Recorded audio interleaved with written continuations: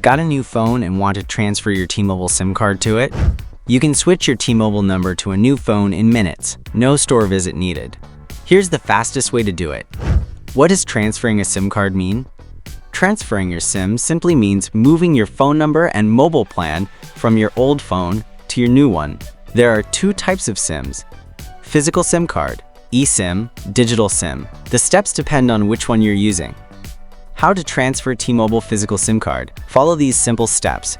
Turn off both phones. Remove the SIM card from the old phone. Insert into the new phone. Turn on the new phone. Wait for the signal. This usually takes a minute or two. And that's it. Your number should now be active on the new device. How to transfer T-Mobile eSIM to a new phone. If you're using eSIM, follow these steps.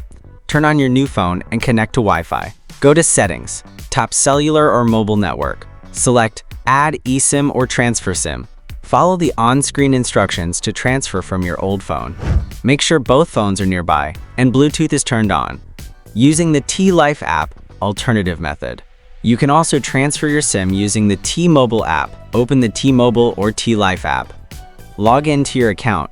Go to the Manage section. Select the SIM or device change option.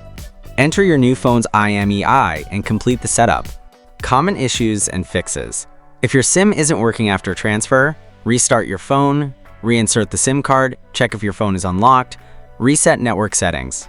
For eSIM issues, you may need to request a QR code from T-Mobile.